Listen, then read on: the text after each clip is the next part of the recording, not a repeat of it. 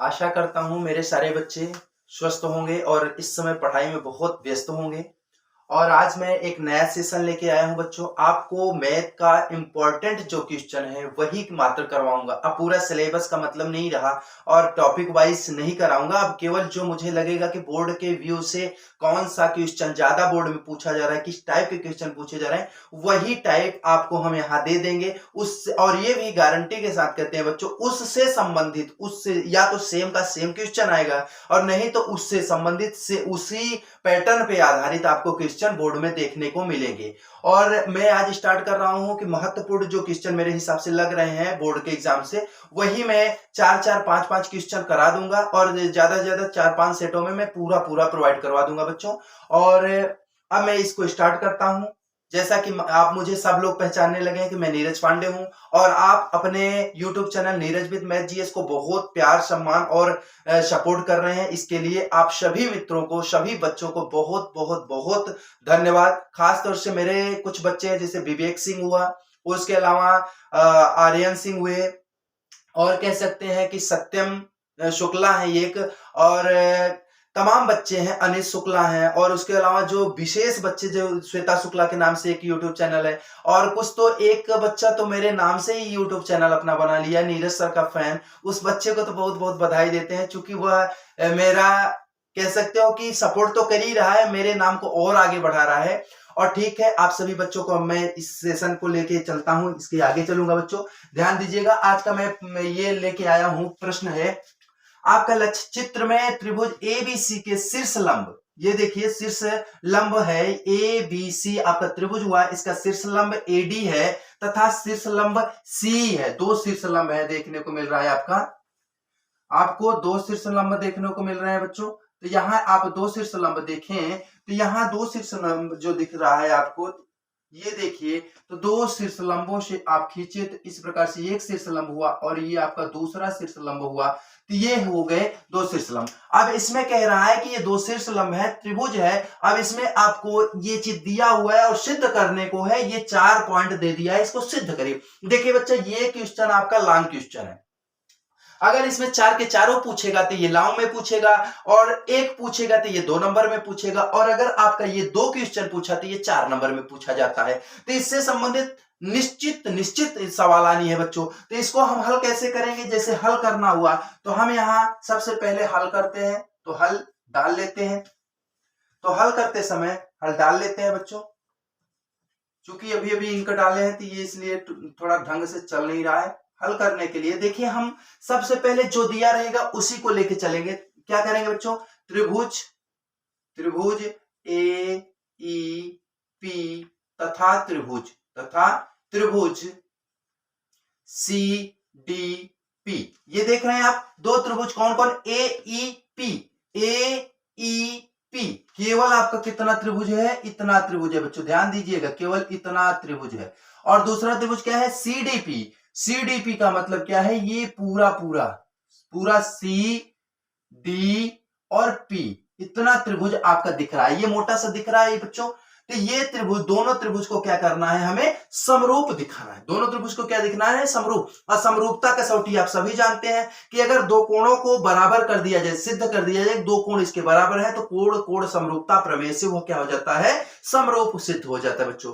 सर्वांग समता के लिए आप पढ़े हैं कोण भुजा कोण सर्वांग समता प्रमेय, भुजा सर्वांग समता प्रमेय, और भुजा कोण भुजा सर्वांग समता प्रमेय, ये आप पढ़ चुके हैं। तो अभी सर्वांग समता नहीं बल्कि समरूपता प्रमेय, समरूपता कसौटी से इसको हल करना है। तो इसको देखेंगे। अब इसमें अगर बच्चों देखें तो ये क्या है? AEPP। तो इसमें हम हल करने के लिए क्या करेंगे? लिखेंगे, यहां क्या लिखेंगे कि AEP और CDP में क्या बराबर है? पहला तो ये कोण देख रहे हैं बच्चों, ये दोनों तरफ से कितने होंगे? शीर्ष लंब कह रहा है, शीर्ष लंब का मतलब 90 है। तो हम लिखेंगे कोण AEP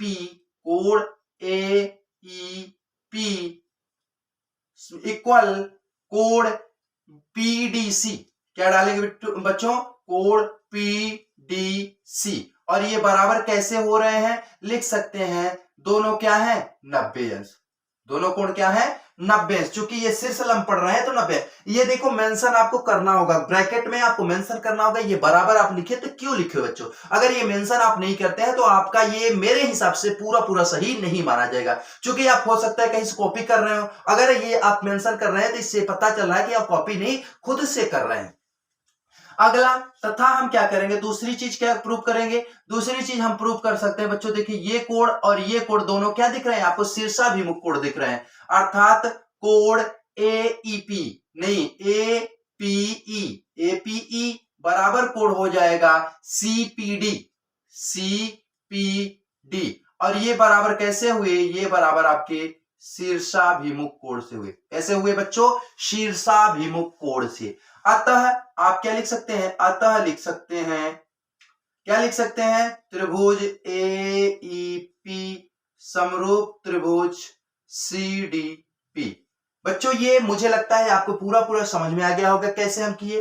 दूसरा, ये तो रहा पहला है, आपको प्रूव करना था। अब चलिए हम दूसरा ले लेते हैं। दूसरा हमारा क्या कह रहा है? दूसरा है त्रिभुज, दूसरा हमारा त्रिभुज है एबीडी, त्रिभुज ए बी डी तथा, एबीडी तथा यहां लिख देते हैं तथा कौन सा त्रिभुज हमें लेना है बच्चों? सीबीई, त्रिभुज सीबीई। अब देख रहे हैं एबीडी कहां है? देखिए ए बी डी, यहां से आप देखें, यहां से चले बच्चों तो यहां से यहां आए और बीडी, बीडी यहां, ये वाला त्रिभुज जो दिखा है आपका, ये क्या है? एबीडी आपका एक त्रिभुज हुआ। दूसरा त्रिभुज बच्चों सीबीई, तो सीबीई का है, सी है, बी है, ई है। देख रहे हैं ये वाला त्रिभुज, ऐसे इस प्रकार से अगर हम आते हैं तो ये हो जाएगा हमारा सीबीई। और जब सीबीई को करेंगे बच्चों, पुनः वही काम करना है, दो कोणों को आप क्या कर दीजिए बराबर, ये ऑटोमेटिक समरूप हो जाएगा। तो देखिए बच्चों यहां हम क्या करेंगे, लिखेंगे, पहले लिख सकते हैं, चूंकि यहां अगर हमें करना है, इसमें लिख देते हैं त्रिभुज में, इसमें भी लिख देते हैं त्रिभुज में। त्रिभुज में क्या दिख रहा है आपको बच्चों? ये वाला त्रिभुज ले रहे हैं तो यहां ए बी डी और कौन ले रहे हैं आप? दूसरा सीबीई, सी बी ई। तो सीबी, इनमें देखा जाए बच्चों तो ये कोण ऐसे गया और ऐसे आया, तो यहां ये कोण 90 अंश दिख रहा है, तो हम लिख सकते हैं कोण एडीबी, कोण एडीबी बराबर कोण कौन सा हो जाएगा? यहां ये भी आ रहा है बच्चों, ये भी कितना है? 90 अंश है, तो कोण हो जाएगा सीईबी। और दोनों कोण क्या है? 90 अंश है, क्योंकि ये दोनों शीर्ष लंब है। शीर्ष लंब का कोण जो होता है वो एक तरफ का 90 होता है, दोनों मिलाए तो 180 अंश बच्चों। पुनः हम दूसरा क्या लेंगे? दूसरा देखें, अगर यहां से ऐसे आते हैं बच्चों, ध्यान दीजिएगा, ऐसे चले जाते हैं, और यहां से क्या होते हैं? ऐसे जाते हैं, ऐसे चले जाते हैं। तो आप अगर केयर करें तो इस जगह पे आप, इस जगह पे बच्चों आप 2 बार आए हैं। कितनी बार आए हैं?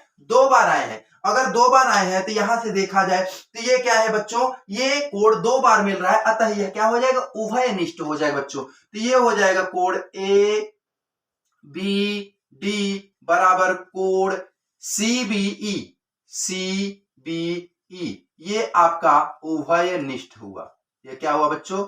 ये आपका उभयनिष्ठ हो गया। यहां तक आपको क्लियर हो गया? देख लेते हैं पीछे कहां तक ये आ रहा है आपका। अभी और आ जाएगा, इसके नीचे एक और कर सकते हैं। तो ये आपके 2 आ गए बच्चों। अब ये भी प्रूफ हो गया। अतः आप क्या लिख सकते हैं? अतः त्रिभुज ए बी डी समरूप त्रिभुज सीबीई, सीबीई। और ये कैसे हुआ? इसको लिखें कोण, कोण समरूपता, समरूपता कसौटी से, समरूपता कसौटी से। यहां तक कर दे, यहां भी लिख सकते हैं बच्चों, यहां भी लिख दीजिएगा कोण, कोण समरूपता कसौटी। कैसे कर रहे हैं? कोण, कोण समरूपता कसौटी से। यहां भी कोण, कोण समरूपता कसौटी से। तीसरी बात हम लेते हैं बच्चों, देखिए तीसरा क्या करेंगे? तीसरा हमारा क्या है? एईपी, त्रिभुज एईपी तथा कौन सा त्रिभुज लेना है बच्चों? ध्यान दीजिएगा, त्रिभुज लेना एडीबी, त्रिभुज एडीबी।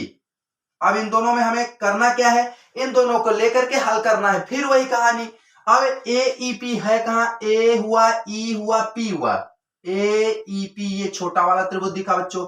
ADB, ADB, ADB, अब क्या दिख रहा है आपको, AEP, AEP और ADB। देखें बच्चों ये छोटा वाला दिख रहा है, छोटा वाला आपको दिख रहा है, और छोटे वाले के समरूप दिखाना है आपको बड़ा वाला। छोटे वाले के समरूप क्या दिखाना है, बड़ा वाला। ये ध्यान दीजिए, छोटे वाले के समरूप बड़ा वाला, और समरूपता का मतलब ही होता है समरूप, समान रूप बच्चों। तो यहाँ क्या है, छोटे वाले के समरूप बड़ा वाला। इनमें क्या होता है, भुजाओं का बराबर होना नहीं होता है, भुजाओं की अनुपात जो होती है वो बराबर होती है। एक बड़े वाले की भुजा और छोटे वाले भुजा के अनुपात दूसरे वाले भुजा के अनुपात के बराबर होता है बच्चों। तो यहां हमें अनुपात के बराबर दिखाना, मतलब यहां दो कोण अगर सिद्ध कर दे तो बराबर हो जाएगा। अब यहां कैसे सिद्ध करेंगे बच्चों, ध्यान दीजिएगा। अगर आप देखें ये वाला त्रिभुज, तो इस त्रिभुज में और आपको दिखाइए 90 अंश है, क्या है, 90 अंश। तो हम लिखेंगे कोण AEP, क्या लिखेंगे, AEP बराबर कोण। अब देखिए बच्चों, अगर हम बड़े वाले में चले तो बड़े वाले में ये कोण बराबर है 90 अंश, तो हम लिख सकते हैं ADB, कोण ADB। ये कैसे हो रहे हैं, दोनों 90 अंश, चूंकि शीर्षलंब तो खींचा गया, ये 90-90 है।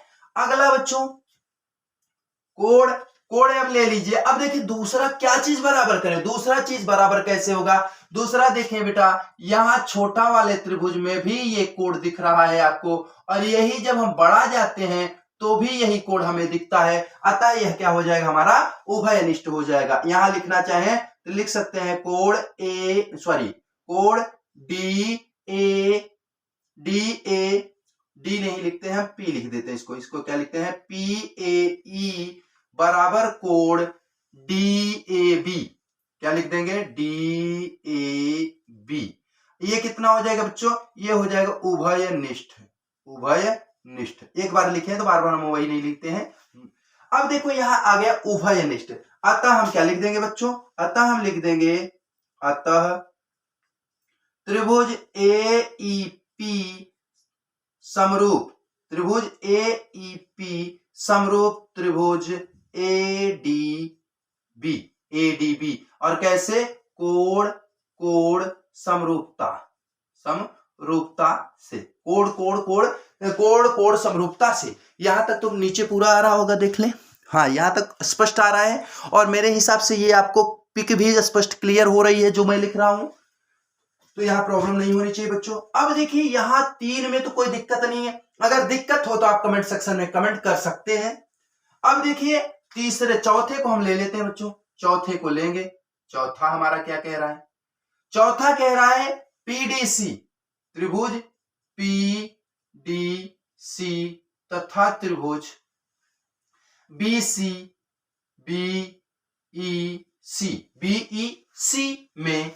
अब BEC में देखें बच्चों, तो इसमें अब हमें क्या करना है, अब देखिए PDC कहां है, P है, D है, C है। अगर देखा जाए तो PDC यही है, PDC हुआ, और BCE कहां है, B यहां रहा और C यहां रहा, और क्या है BCE, तो BCE ये आपका BCE है। मतलब इसमें भी वही कहानी, छोटे वाले के बराबर समरूप बड़ा वाला दिखाना है। कोई बात नहीं, यहां भी वही हो जाएगा, सीधे सीधे कर सकते हैं। ये कोण आपका क्या हो जाएगा, 90 अंश। तो लिख सकते हैं कोण CDP बराबर कोण, क्या लिख सकते हैं, CEB। और ये क्यों बराबर लिख रहे हैं आप, 90 अंश। और दूसरा क्या लिखेंगे बेटा, दूसरा लिखेंगे यहां से C।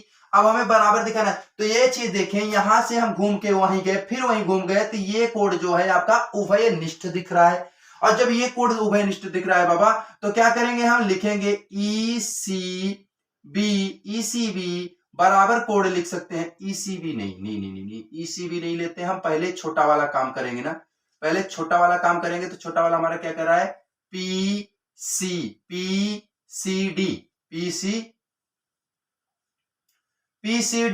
बराबर हो जाएगा। अब बड़े वाले में चलेंगे तो हमारा हो जाएगा ECB, कोण ECB। और ये क्या है बच्चों, उभयनिष्ठ। ये क्या है हमारा, उभयनिष्ठ। अतः हम क्या कर सकते हैं, अतः त्रिभुज पी डी सी समरूप त्रिभुज बीईसी, समरूप त्रिभुज बीईसी लिख देंगे। और ये हमारा क्या होगा, सारे का सारा प्रूफ हो गया बच्चों। कहीं कोई प्रॉब्लम तो नहीं हो रही आपको, और यह मेरे हिसाब से सब स्पष्ट स्पष्ट दिख भी रहा है।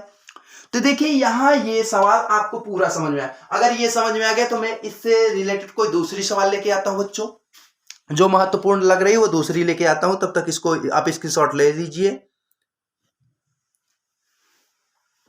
देखिए बच्चों, ये आपका दूसरा प्रश्न है। प्रश्न क्या कह रहा है, ये त्रिभुज वाले से ही है।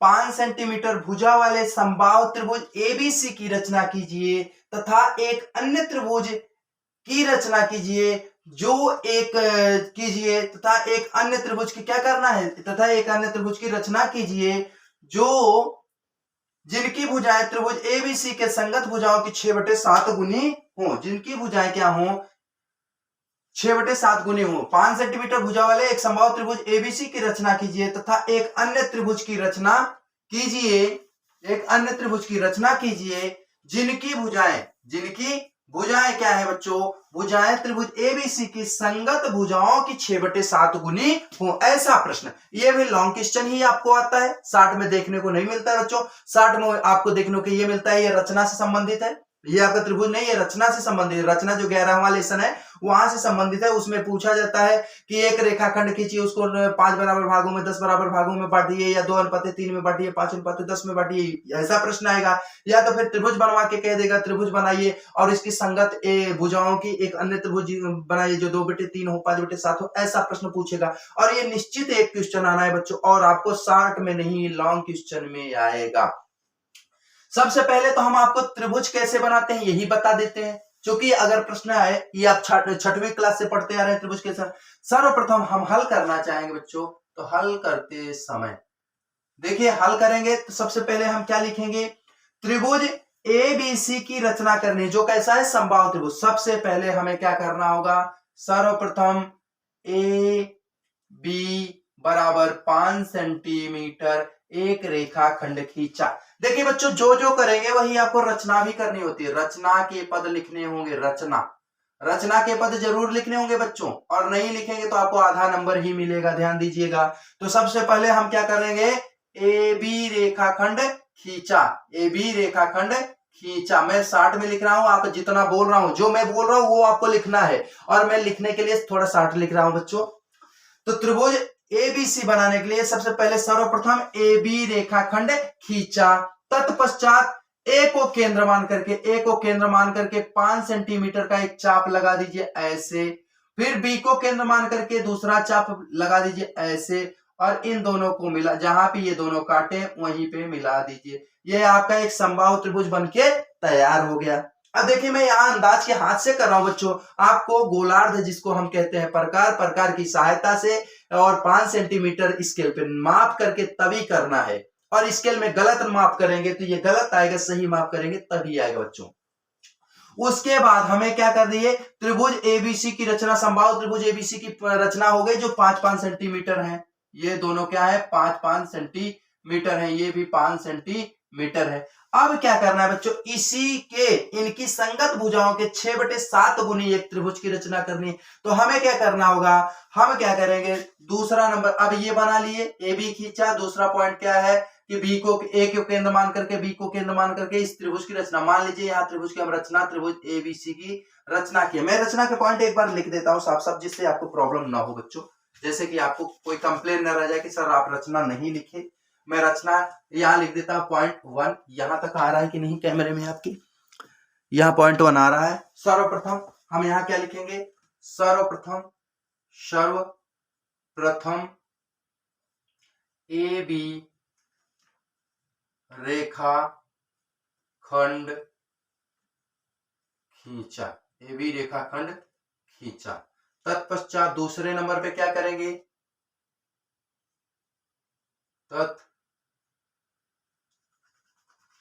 फिर लिख देते हैं, क्या लिख देते हैं, फिर लिख देते हैं, फिर क्रमशः ए व बी को केंद्र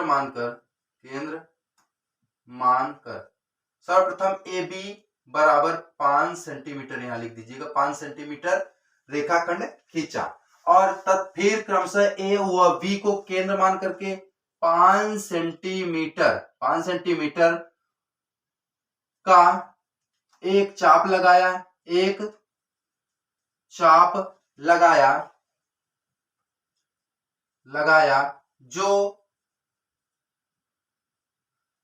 जो एक दूसरे को सी पर काटते हैं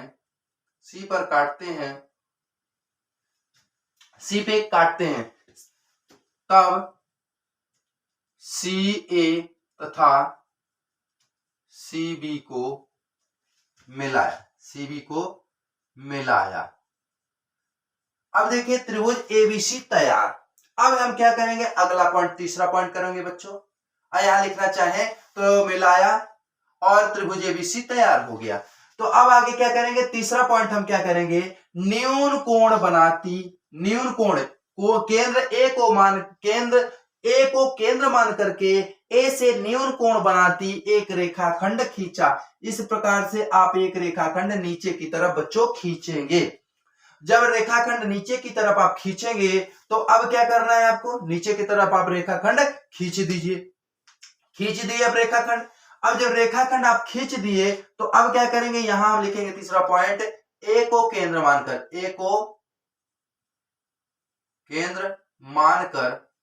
केंद्र मानकर न्यून कोण बनाती ए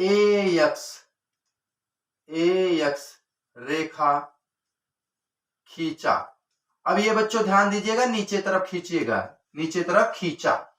अब अगला पॉइंट हमारा क्या होना चाहिए, क्या है 6/7। क्या कहा है बच्चों, 6/7। तो 6/7 जब कह रहा है तो हमें 6/7 का मतलब जो बड़ा मान हो उतने खंड करने, किसमें करने, ए एक्स रेखा पर। तो हम एक निश्चित चाप ले लेंगे, बहुत बड़ा चाप मत लीजिएगा कि ये लाइन से और आगे चला जाए, पेज के बाहर चला जाए आपके, इसलिए छोटा सा चाप लीजिएगा जितना आपका कट जाए 7 भाग। उसके बाद हम क्या करेंगे, ए को केंद्र मान करके इसको ए एक्स रेखा पर 7 बराबर खंड लिए। पहला खंड हम यहां से काटेंगे, एक मान लीजिए कट गया, दूसरा कट गया, तीसरा कट गया, चौथा कट गया, पांचवा कट गया, छठा कट गया, सातवां कट गया। हम 7 खंड इस पे काट लिए। अब देखिए बच्चों हमारी लाइनें जो दिख रही हैं थोड़ी छोटी बड़ी दिख रही हैं, और आप जब प्रकार के माध्यम से करेंगे बराबर, ए से पहले क्या करेंगे, ए पे रखेंगे, काट लेंगे, फिर यहां जहां कटा हुआ यहां पे रखेंगे, आगे काट लेंगे, फिर यहां रख करके आगे काट लेंगे, फिर यहां रख के आगे काटेंगे, फिर आगे काटेंगे, ऐसे करके 7 खंड करेंगे।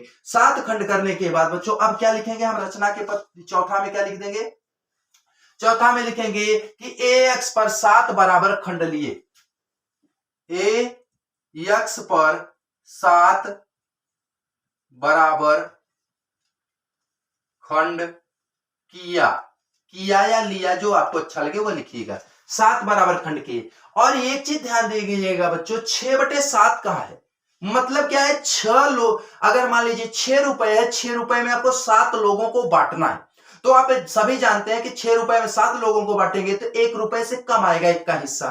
तो ये निश्चित मानिए जो त्रिभुज बनने जा रहा है वह पहले वाले त्रिभुज की अपेक्षा छोटा बनेगा। पहले वाले की अपेक्षा क्या बनेगा बच्चों, छोटा बनेगा। ये निश्चित है कि पहले वाले की अपेक्षा वह क्या बन जाएगा, छोटा बन जाएगा, बड़ा नहीं बनने वाला।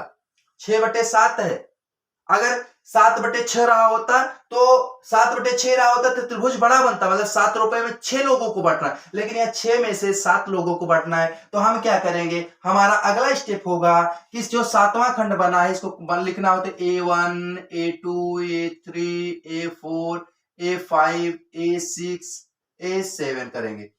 और आप ऐसे भी लिख सकते हैं, अलावा आप लिखना चाहें तो ये ऐसे लिखेंगे, ए यहां इसका नाम जो रखा जाएगा इसका नाम होगा A1, फिर A1 A2, फिर A2 A3, फिर A3 A4, A4 A5, A5 A6, A6 A7 खींचा। ये बार बार हम काट रहे हैं ना, अलग अलग काटे हैं तो इसको अलग अलग लिखेंगे, या 7 बराबर खंड कर दिए बेटा तो वो भी सही रहेगा। अब क्या है, हमें क्या है कि बी को मिलाना होगा, कैसे, सातवें भाग से, सातवें भाग से बी को पटरी के माध्यम से इसको मिला दीजिएगा। और फिर अब आएगा काम चांदा का। चांदा को यहां रखिएगा बच्चों, यहां चांदा रख के माप कीजिए कितने अंश के साथ यह रेखा आपकी झुकी हुई है। मान लीजिए यह रेखा आपकी, ऐसे मान लेते हैं कि ऐसे रखने पर यह 30 अंश, 40 अंश, 50 अंश, जितने अंश पर झुकी रहेगी उतने अंश के साथ अब रखिए A6 पे। कहां रखिए चांदा, पुनः आप रखेंगे A6 पर बच्चों, और A6 पर रख करके उतने ही झुकाव के साथ इस रेखा को हम क्या करेंगे, खींचेंगे।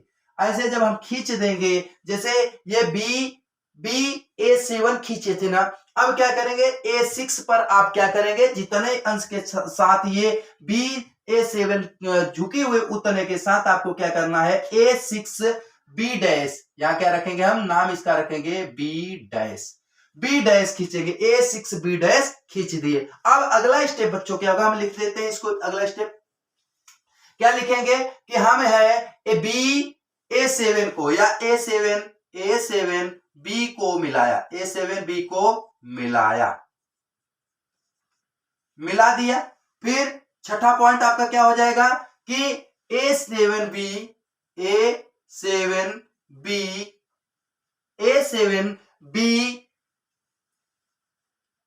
जितने अंश के साथ ये झुकी है, A7B समांतर कहिए, लिखिए समांतर A6B डैश खींचा,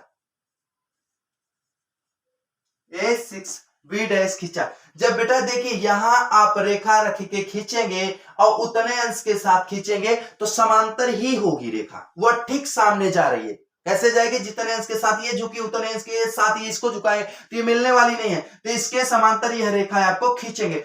जैसे ही इसके साथ, या आप लिख दीजिएगा जितने अंश कोण के साथ A7B झुकी थी उतने अंश के साथ A6B को B डैश को झुकाया, दोनों सही रहेंगे। अगला पॉइंट बच्चों, सातवां पॉइंट जो आपका होगा वो क्या लिखना होगा, सातवां पॉइंट अब देखिए, जितने पे आपका बी, यहां सी नाम नहीं दिए थे, दे देते हैं, बी सी जितने पे झुकाव ली है उतने अंश के साथ यहां चांदा रखिए और माफ कीजिए, जितने पे बी सी आपका झुकाव है उतने पे ही आपको क्या करना है, बी डैश सी डैश खींच देना है, बी डैश सी डैश खींच देना है। तो हम क्या लिख देंगे, बी सी समांतर बी डैश सी डैश खींचा, बी डैश सी डैश खींचा।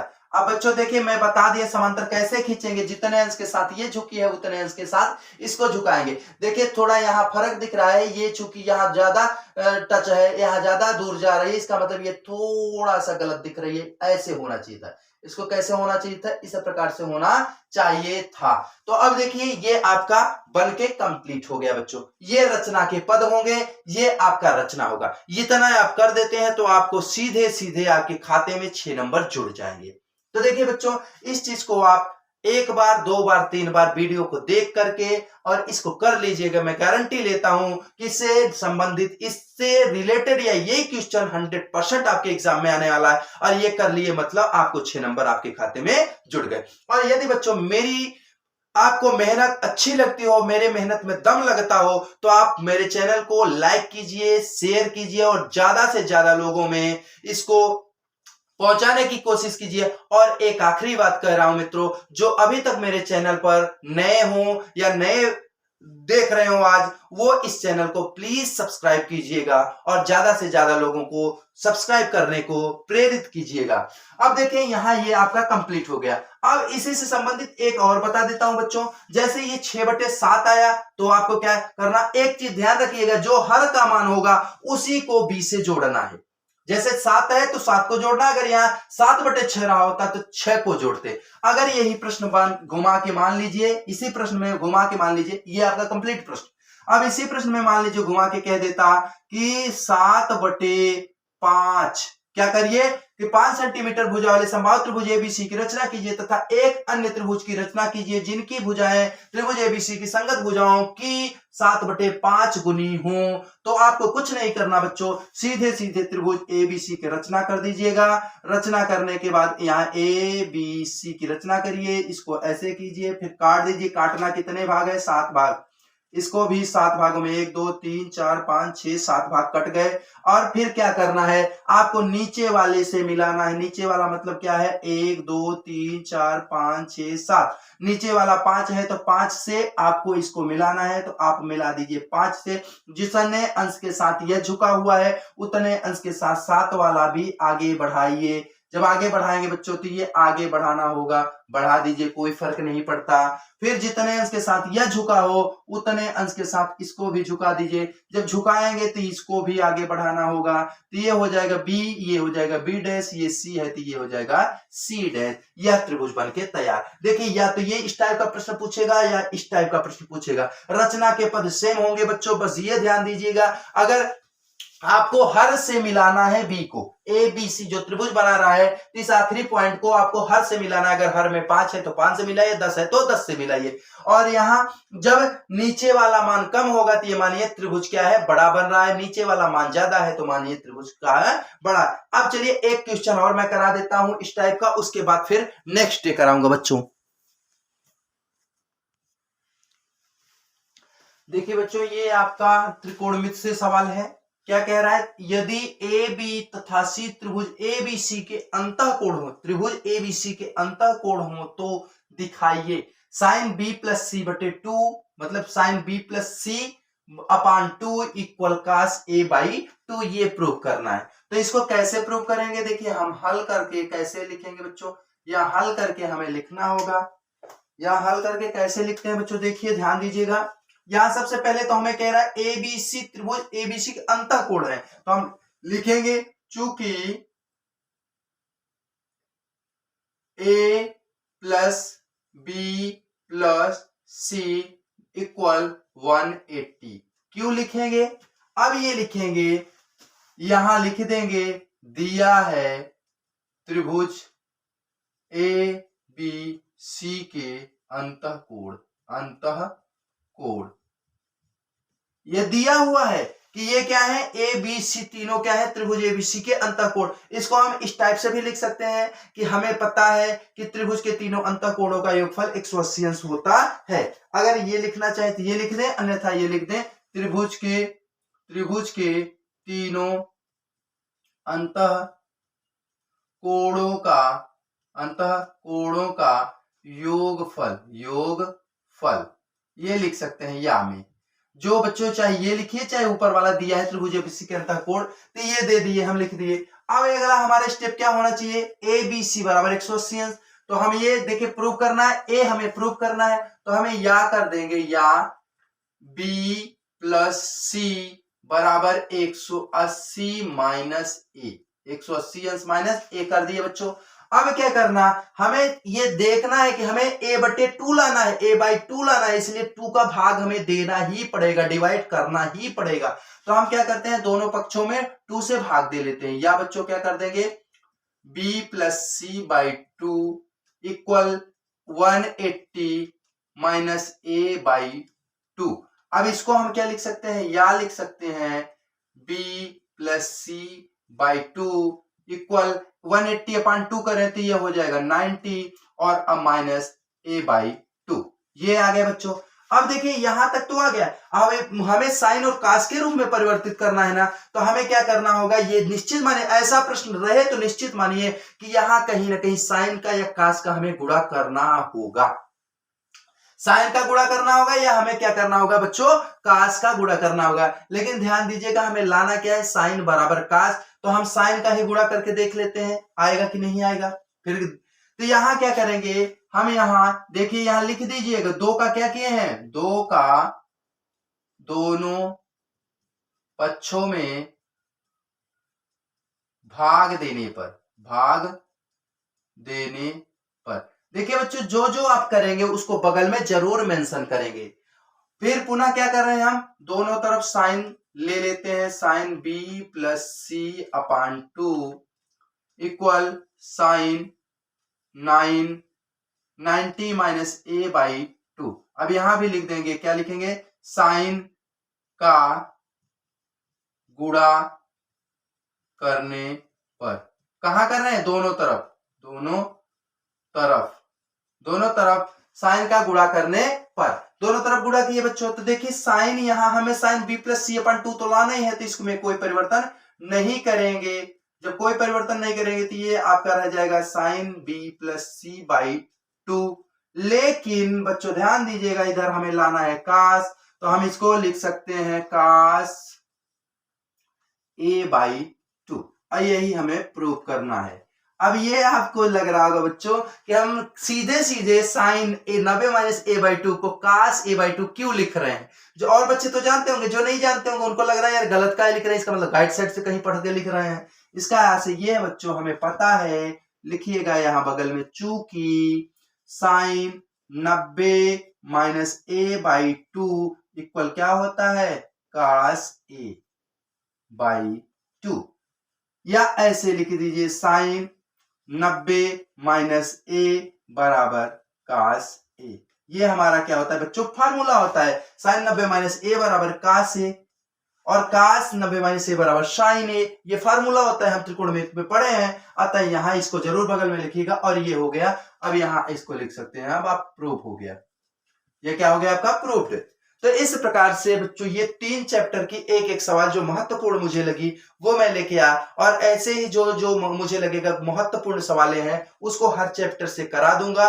और मैं ये भी कोशिश करूंगा कि जिस दिन जो आपका पेपर रहे नेक्स्ट डे, मान लीजिए आपका सोशल का, संस्कृत जिस का भी रहेगा, उस पर मैं मेहनत करके आपको जो कंटेंट लगेगा कि ये है आपके काम आएगा, मैं वो जरूर प्रोवाइड करवा दूंगा बच्चों। बस एक ही रिक्वेस्ट है कि अगर आपको सेशन अच्छा लगता हो तो आप लाइक कीजिए, शेयर कीजिए, और अभी तक अगर सब्सक्राइब नहीं किया है प्लीज सब्सक्राइब कीजिए। और ज्यादा से ज्यादा अपने इस चैनल नीरज विद मैथ में लोगों को जोड़ने की कोशिश कीजिए। देखिए बच्चों, एक अकेला इंसान कुछ नहीं कर सकता। अकेला चना क्या होता है, भाड़ नहीं फोड़ता है। लेकिन अगर कई सारे चना को भरसाई में डाला जाए, भट्टी में डाला जाए, तो एक साथ भट भट की आवाज आती है। वही है कि अकेले मैं अगर चाहूंगा तो शिक्षा का प्रसार एक साथ नहीं हो सकता। लेकिन अगर आप मेरे जो सहयोगी हैं, इस समय 750 लोग मेरे साथ जुड़ चुके हैं, अगर आप 750 लोग मेरा मदद करेंगे, मेरी हेल्प करेंगे इस शिक्षा को आगे बढ़ाने में, तो निश्चित रूप से एक दिन यह निःशुल्क शिक्षा से सभी बच्चे लाभान्वित होंगे।